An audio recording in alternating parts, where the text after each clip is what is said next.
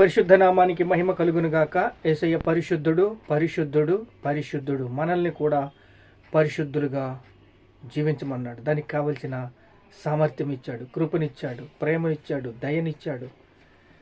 ఇప్పుడు యోహాను సువార్త 1వ అధ్యాయము 35వ వచనము ధ్యానించుకుందాం. చూడండి. మరునాడు మరలా యోహానును అతని శిష్యులు ఇద్దరు నిలుచుండగా అతడు తన నడుచుచున్న యేసు వైపు చూచి, ఇదిగో దేవుని గొర్రెపిల్ల అని చెప్పెను. యేసు వైపు చూశారు, ఇదిగో దేవుని గొర్రెపిల్ల అని. ఇక్కడ 12 మంది శిష్యుల్ని ఏర్పాటు చేసుకున్నాడు. శిష్యులకి ట్రైనింగ్ ఇస్తున్నాడు. ట్రైనింగ్ ఇస్తుంటే మరలా వాళ్ళ జీవితం ఎలా ఉందంటే పడిపోయిన జీవితము. శ్రమ వచ్చిందంటే పడిపోయిన జీవితము. నీటి మీద నడిచిన అనుభవం పేతురుకి ఇచ్చాడు. లాజరుని లేపోయే అనుభవాలు దేవుడు నేర్పించాడు. అలాగ అనేక అద్భుతాలు, ఆశ్చర్య కార్యాలు చేస్తూ వారిని పురికొలుపుతూ బలపరుస్తూ ఉండగా వాళ్ళు అనేక రీతిలుగా పడిపోయినట్టుగా మనము చూస్తున్నాం. బలం పొందలేదు. అనేక రీతిలుగా బలం పొందకుండా వారి యొక్క జీవిత శైలిని ఒక్కొక్కసారి కోపగించాడు. మూర్ఖతరం వల్ల ఇలాంటి వారిని ఎలాగాని కోపం వచ్చేసింది ఎస్ఐకి. అలా కోపం వచ్చేలాగా వారు ప్రవర్తించినప్పటికీ ఈరోజు మనం కూడా అలాగే కోపం వచ్చినట్టుగా ప్రవర్తిస్తున్నాం. ఆయన ఎలా జీవించాడో అలా జీవించడానికి, ఆయన తయారు చేయటానికి వరాలు దేవుడిచ్చాడు. దేవుడు కృపావరాలు ఇచ్చి దేవుడు రూపిస్తున్నాడు, రూపుదిద్దుతున్నాడు. సేవకుని ఎలా రూపుదిద్దాలా అని దేవుడు అనేక ప్రత్యక్షతలతో, దర్శనాలతో, వరాలతో, కృపావరాలతో ఆయన నింపి వారిని బలపరుస్తున్నాడు. ఇదిగో దేవుని గొర్రెపిల్ల చూసారా అని చెప్తున్నాడు. ఇదిగో దేవుని గొర్రెపిల్ల అని చెప్పినప్పుడు అక్కడ ఆంద్రేయ ఉన్నాడు, ఫిలిప్ ఉన్నాడు, శిష్యులు ఉన్నారు. ఆ శిష్యులు పేతురు, యోహాను, యాకోబులు వీళ్ళందరూ కూడా.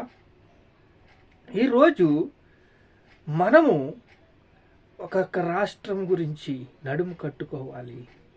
మీ నడుములను కట్టుకొనడి, మీ దీపములను వెలగనీయడి. మీ దీపాలు వెలుగుతున్నాయా?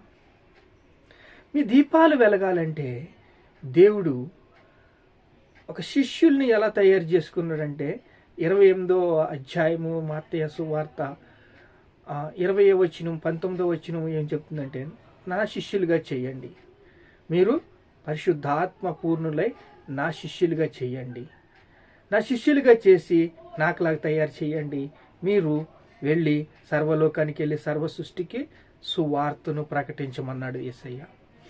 అలాగే తన శిష్యులు చేసినప్పుడు ఆ శిష్యుల్లో వరాలు అవసరము, ఎంతో ప్రత్యేకతలు అవసరము, కృపావరాలు అవసరము. నా విశ్వాసాన్ని కాపాడుకుంటున్నా అంటున్నాడు పౌలు. నా పరుగు కడముట్టించి తినని అంటున్నాడు పౌలు. పౌలులాగా ఈరోజు ఎవరున్నారు? ఒక్కొక్క రాష్ట్రం ముచ్చుకొచ్చేస్తుంది. రాష్ట్రాల్లో అనేక భేదాలు, అనేక ఎస్పీలు, ఎస్ఐలు, అనేక రకాలుగా వాళ్ళు యుద్ధం చేస్తున్నారు. అనేక సంఘాలని అనేక చిత్రహింసలు చేస్తున్నారు. ఇలా చేస్తున్నప్పుడు అపవాది ఉగ్రుడై సమయం కొంచెమని తిరుగుచున్నాడు. ఎవరిని మింగుదామా అని, ఎవరు దొరుకుతారా అని మింగుదామని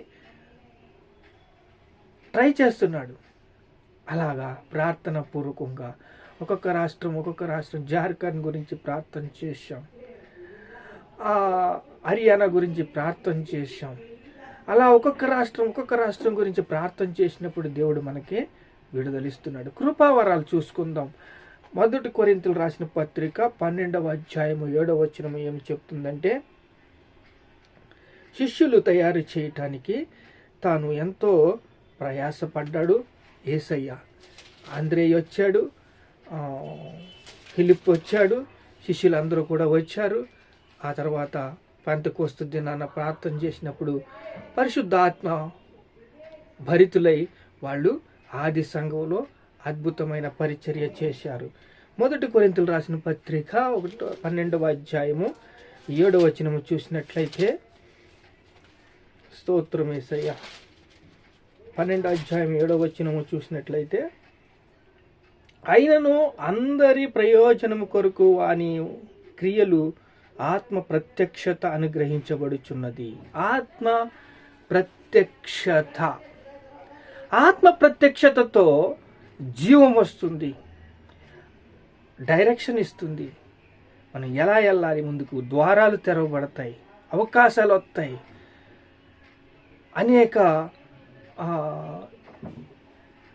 ప్రాబ్లమ్స్ని ఎదుర్కోవాల్సి వస్తుంది. అనేక విధమైన అవకాశాలు వచ్చినప్పుడు ఏది మంచిదని దేవుణ్ణి కనిపెట్టి ముందుకు వెళ్ళే గొప్ప భాగ్యము దేవుడు ఇచ్చాడు. ఆత్మ ప్రత్యక్షత అనగా ఏంటంటే, ఎలా అనగా ఒకనికి ఆత్మ మూలముగా బుద్ధివాక్యమును, మరి ఒకనికి ఆత్మను అనుసరించి జ్ఞానవాక్యము, మరి ఒకనికి ఆత్మ వలన విశ్వాసము, మరి ఒకనికి ఆత్మ వలన స్వస్థపరచు వరము.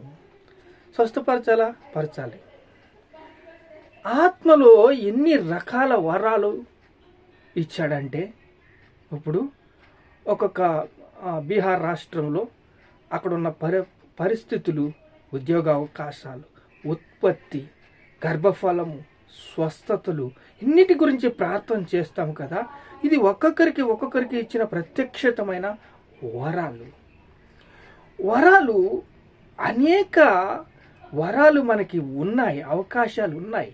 అవకాశాలని ఏం చేసుకోవాలంటే వినియోగం చేసుకోవాలి. డోర్స్ ఓపెన్ అయినప్పుడు, మిషనరీగా పంపించబడినప్పుడు, మిషనరీగా నువ్వు రూపుదిద్దుకున్నప్పుడు అవకాశాలు వస్తాయి. ఛార్జీలు, టిక్కెట్లు అన్నీ వాళ్ళే పెట్టుకుంటారు. అన్నీ వాళ్ళు పెట్టుకుని మనకి ఒక సమూహము ఏర్పడుతుంది. ఒక సమూహము ఏర్పడి అన్నీ కూడా ద్వారాల డోర్స్ ఓపెన్స్ అవుతాయి. ఇక్కడ శిష్యులు ఏం చేస్తున్నారంటే అమాయకులుగా ఉన్నారు. నేను అంజూరపు చెట్టు కాడ చూశాను కదా. అవును, ఇంతకన్నా గొప్ప విషయాలు నువ్వు చూస్తావు, ఇంతకన్నా గొప్ప. అప్పుడే పరిచయం అవ్వారు. నువ్వు ఎక్కడ ఉంటావు అంటే, నేను పలానా దుక్కునుంటాను అని పరిచయం చేసుకున్నారు. అందరినీ 12 మంది శిష్యుల్ని ఏర్పాటు చేసుకుంటున్నాడు.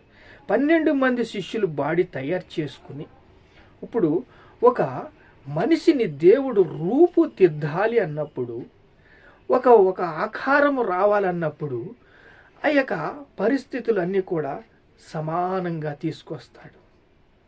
అలా తీసుకొచ్చి అక్కడ దేవుడే మన ముందు వెళ్ళి ఆ కార్యాన్ని జరిగిస్తాడు. ఆ కార్యాన్ని జరిగించి దాన్ని అభివృద్ధి చేస్తాడు. ఆశ్చర్య కార్యాలతో నింపుతాడు. చూడండి, 5 చూస్తే 12:5లో అయితే 12:5లో చూడండి, కృపావరములు నానా విధములుగా ఉన్నవి కానీ ఆత్మ ఒక్కడే, మరియు పరిచర్యలు నానా విధముగా ఉన్నవి కానీ ప్రభు ఒక్కడే.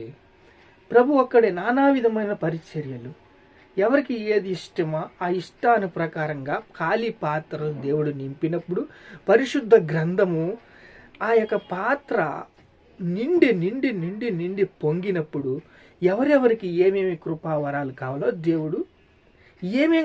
దేవుడు ముందర అప్లికేషన్ అవుతుంది, పరీక్షలు ఉంటాయి.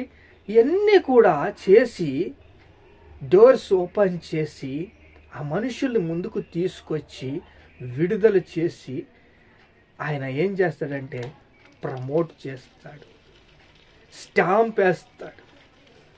స్టాంప్ వేసి నువ్వు ఈ మిషనరీ పనికి నువ్వు అర్హుడువు, ఈ ప్రవక్త కింద నువ్వు అర్హుడువు, ఈ అపోస్తుడి కింద నువ్వు అర్హుడువని దేవుడు స్టాంప్ వేస్తాడు. అప్పుడు మీడియా ముందుకు వచ్చినప్పుడు, మీడియాలో అందరూ కూడా మైకులు ఎట్టినప్పుడు మీడియా సహాయం దొరికింది. అదేంటి మీడియా సహాయం ఎలా దొరికింది? దొరుకుతుంది. మీడియా సహాయం దొరుకుతుంది. కృపావరాలు, నానా స్వస్థపరిచే వరము, రకరకాల అవన్నీ కూడా ఒక మనిషికి ఆ యొక్క మనిషి పరీక్షలను బట్టి ఉంటాయి. ఆ యొక్క మనిషి దేవుణ్ణి ఎలాగా దాహముతో దేవుణ్ణి అడుక్కున్నాడో అవి ఉంటాయి. ఎలా రూపుదిద్దాడో ఉంటాయి. శ్రమలు ఉంటాయి, అనుభవాలు ఉంటాయి, అనేక రీతిలుగా అవమానాలు ఉంటాయి, నిందలు ఉంటాయి, బాధలు ఉంటాయి. ఈ వరాలన్నీ కూడా దేవుడు ఏది మర్చిపో అన్నీ కొన్నిటి ఒక బుడ్డులో నింపి నింపి నింపి నింపి నింపి నింపి అవి తీసుకొచ్చినప్పుడు ఇదిగో యోహాను సువార్త 1:35 ఆంద్రేయును తయారు చేశాడు, ఫిలిప్పును తయారు చేశాడు, యోహానును తయారు చేశాడు. వీళ్ళందరినీ రూపుదిద్ది తీసుకొచ్చి ఆయన ఉన్నాడు. ఆయన చనిపోయి తిరిగి లేచి ప్రత్యక్షమయ్యి ఆయన చేప తిని ఆయన ప్రత్యక్షతలన్నీ జీవించి ఇన్ని కృపావరాలుతో మనల్ని ముందుకు పంచడానికి ఒక పౌలుని తీసుకొచ్చాడు, పుష్ చేశాడు. అలా చేసినప్పుడు ఆ యొక్క రూపుదిద్దుకోవటము ఒక మనిషి యొక్క ఆ యొక్క ఆవేదన, బాధ అంతా కూడా దేవుడు తాను హృదయంలో ఉండి డైరెక్షన్ చేసి ఏది ఎలా చేయాలో అంతా కూడా ఆయనే చేస్తాడు. ఆయన దేవుడికి మనం చెప్పాలా? ఎందుకంటే డోర్స్ ఓపెన్ చేయటం ఆయన చిత్తం, మనిషిని రూపుదిద్దటం ఆయన చిత్తం, వరాలు ఇవ్వటం ఆయన చిత్తం. ఆయన ఒక మనిషిని తీసుకెళ్ళి ఎక్కడైనా కూర్చోబెట్టాలనుకుంటే ఆయన కూర్చోబెట్టగలడు, ఆయన బలపరచాలనుకుంటే బలపరచగలడు, ఆయన ఏదైనా చేయగలడు. ఆయనకి ఆ యొక్క శక్తి ఉన్నది. ప్రార్థన చేసుకుందాం. మహాపరిశుద్ధులైన తండ్రి, స్తోత్రాలు. ఆత్మీయ వరాలతో లోతైన సంగతులు మాతో మాట్లాడే తండ్రి, యేసయ్య మీకు స్తోత్రాలు. పరిశుద్ధాత్మదేవ మీకు స్తోత్రాలు. జీవంగల తండ్రి మీకు స్తోత్రాలు. జీవాధిపతి మీకు స్తోత్రాలు. ఉన్నవాడా అనువాడా స్తోత్రాలు. రక్షకుడా స్తోత్రాలు. అయ్యా, ఒక మిషనరీని ప్రభువా ప్రమోట్ చేయాలంటే తండ్రి, అయ్యా తండ్రి, ఎంతో నాయన హృదయ వాంఛను ప్రభా చూస్తాం, పరీక్షలను చూస్తాం. ఎంతో తండ్రి ప్రభా దయానయంగా తండ్రి గత కాల సంవత్సరములో పరీక్షలన్నీ చూసి తండ్రి తూకమేసి నాయన నీ కృపలో భద్రపరుచుకుని తండ్రి నువ్వే తండ్రి డోర్స్ ఓపెన్ చేస్తావు తండ్రి. నీకే సమస్త మహిమ ఘనత ప్రభావాలు యేసు క్రీస్తు నామములో చెల్లిస్తున్నాం తండ్రి. ఆమేన్.